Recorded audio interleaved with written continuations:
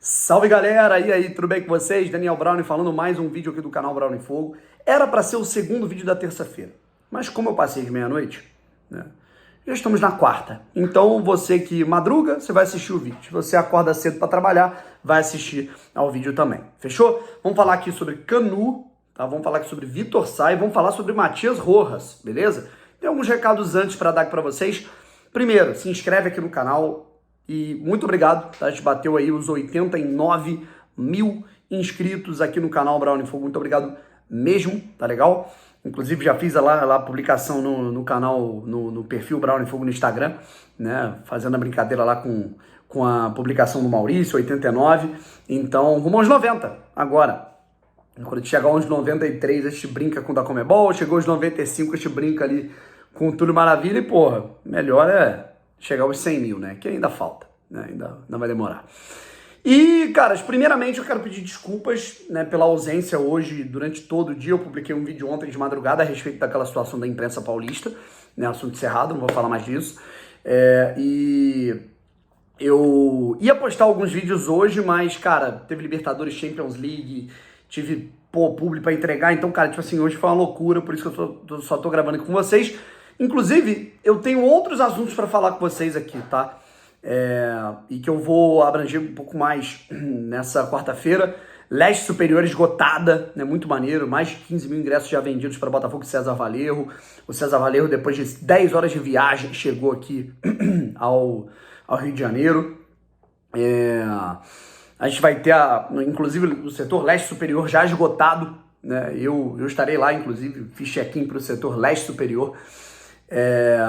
A gente também está tendo, né, uma situação que é bem interessante, né, cara, da arrecadação do sócio-torcedor, mas isso é um assunto que eu quero tratar depois.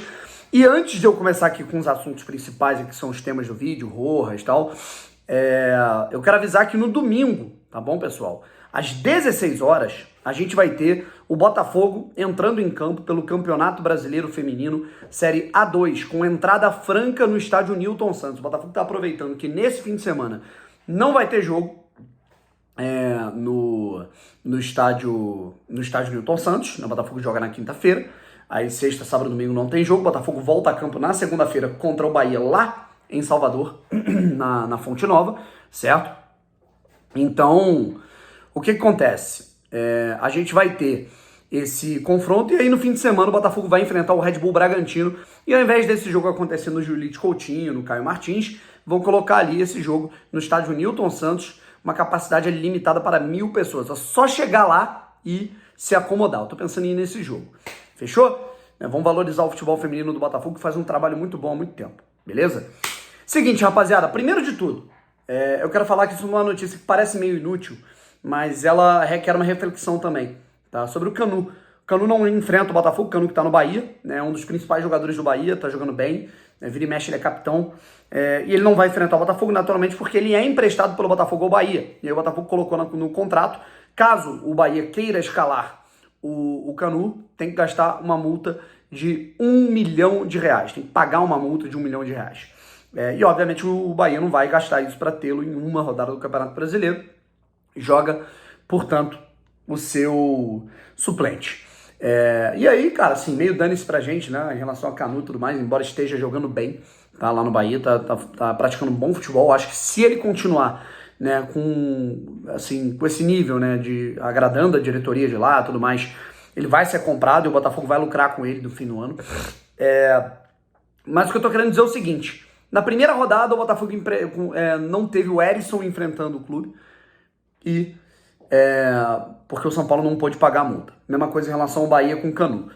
Antes era o Botafogo quem pegava esses caras emprestados e perdia nas rodadas para enfrentar as equipes com quem esses jogadores tinham vínculos, né? O Botafogo pegava um monte de jogador emprestado do Corinthians, eles não podiam jogar contra. São Paulo, Palmeiras, Grêmio, né? E aí, cara, agora a gente vê que o Botafogo tá emprestando esses jogadores para outros clubes de futebol brasileiro, já é uma mudança de realidade, sabe? Outra situação que é importante a gente destacar aqui, antes de falar do Rojas, né, é sobre o Vitor Sá, tá? E a gente sabe que o Botafogo ele não informa mais o boletim médico, né? O Botafogo não passa mais informação como passava antes, né? 2, 3 anos, ó, lesão no adutor, né, músculo posterior, coxa esquerda, tal, não tem mais isso. Né? O Botafogo ele só divulga que o atleta está em tratamento e não pôde ir ao jogo. Foi o que aconteceu com o Vitor Sá nessa primeira rodada do Campeonato Brasileiro. Ele ficou de fora depois de ter jogado contra o César Valerro, tá? E aí eu mesmo estava errado, né? Eu já falei, porra, cara, já colocou o cara para jogar 80 minutos e aí o cara chega e se machuca. Eu acho que essa falta de informação do Botafogo em relação aos lesionados faz com que a gente não tenha essas informações adequadas e, enfim, isso gera até rusgas desnecessárias. Mas o Vitor Sá teve uma virose, tá? E ele já recuperado, muito provavelmente vai ser relacionado nesse jogo. E, assim, todo respeito, eu gosto até do Vitor Sá, mas ele não tá jogando bem, eu espero que ele fique no banco, tá? Porque o Luiz Henrique, na minha opinião, entrou bem no último jogo. Gustavo Sauer, não acho que ele foi mal no último jogo. O Júnior Santos, eu não sei definir muito bem, mas enfim. A questão é que eu acho que o Vitor Sá hoje, ele não é titular, tá?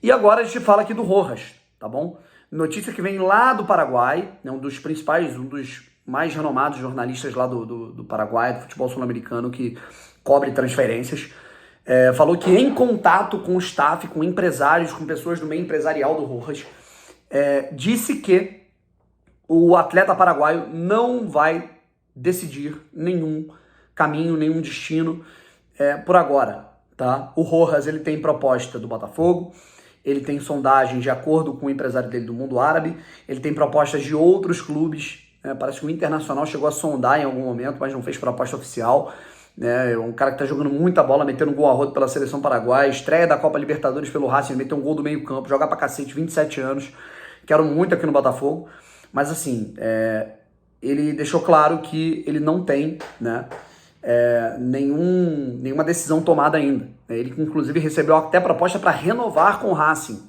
Né? Acredito que ele não renove com o Racing, tá? Vamos ver como é que vai ser a definição dele. Eu acho que é novela, eu acho que é aspecto improvável e a definição não sai esse mês. Né? O staff do cara disse que para maio eles vão definir o futuro do cara com calma, até porque a janela tá fechada e é aquilo, cara, pés no chão, não tem por que ficar transformando isso em novela, não tem por que ficar se preocupando com isso agora. É igual, Bruno, tu repetiu o conteúdo no jogo. Não repeti o conteúdo, querido. Falei a respeito da New Balance, né, em relação a Reebok, e dei mais detalhes de como vai ser esse funcionamento das lojas da Reebok.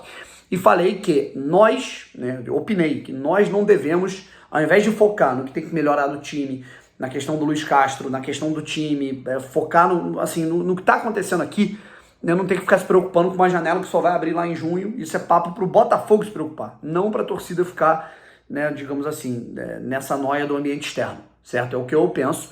Enfim, adoraria que o Rojas viesse, mas não é hora de pensar nisso, beleza? Um abraço, rapaziada, tamo junto e fui!